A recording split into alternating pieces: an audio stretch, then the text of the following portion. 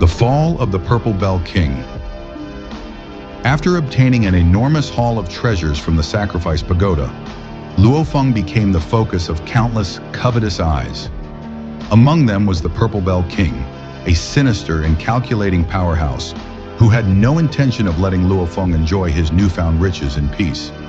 Instead of acting directly, the Purple Bell King cleverly spread word of Luo Feng's fortune, leaking the location of his treasure trove to draw wolves from all directions. But Luo Feng was not naive. He had already anticipated betrayal and laid out his own countermeasures.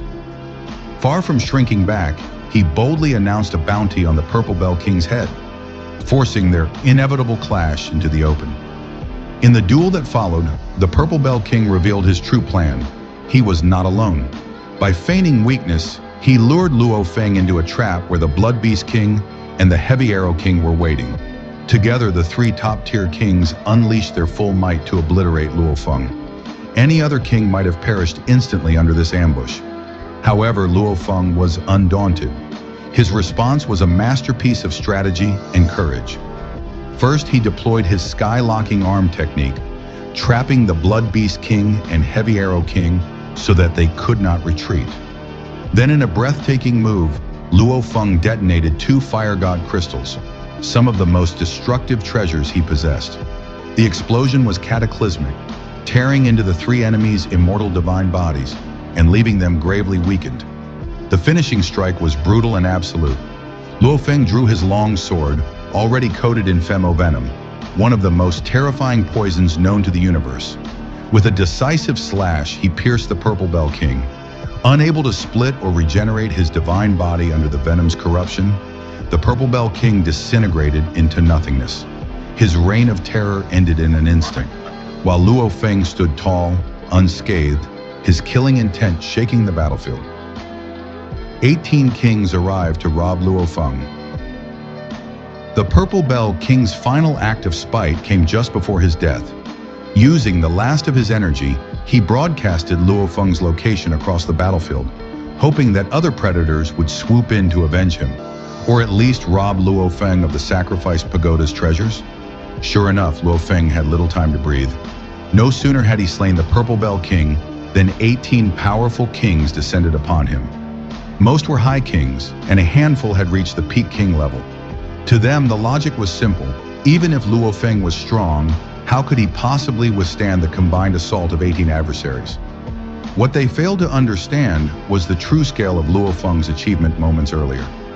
They did not see him drive the ultimate king-level Blood Beast King into flight, nor did they see the Heavy Arrow King left on the verge of destruction.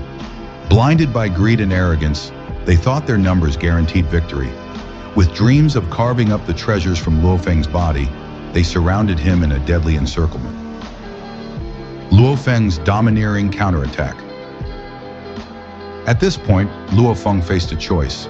He could have fled, using his treasures and mastery to escape the siege, but that would have only invited endless pursuit. If he wished to survive in the Yanji continent, Luo Feng needed to send a clear, resounding message. I am not prey, I am the predator. Thus, Luo Feng chose to stay. Sword in hand, his aura erupted like a galaxy of blades.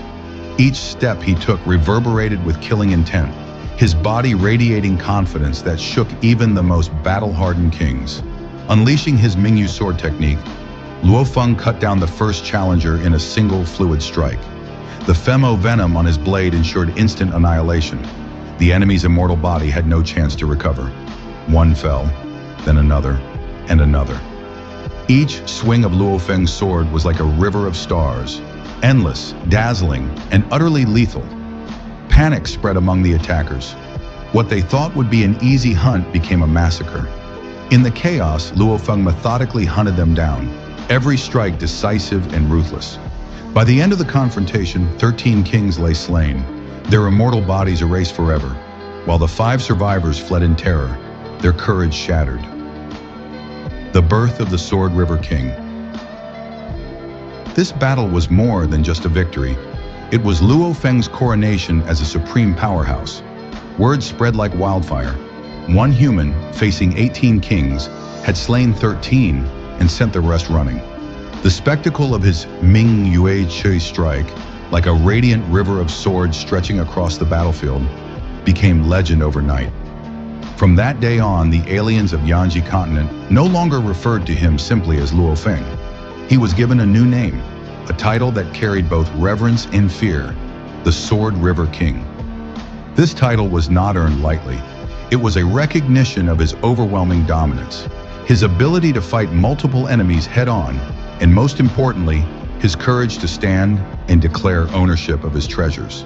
From now on, anyone who thought to rob Luo Feng would have to weigh the risk of joining the Purple Bell King and his fallen comrades in death. Episode 192 of Swallowed Star marks one of the most iconic turning points in Luo Feng's rise. He is no longer simply a talented warrior climbing the ranks. He is a name that shakes the universe. The fall of the Purple Bell King and the slaughter of 18 kings is the definitive moment where Luo Feng transforms from a hunted target into a feared overlord. So what do you think? Are you excited to see Luo Feng unleash the full might of his sword techniques on screen?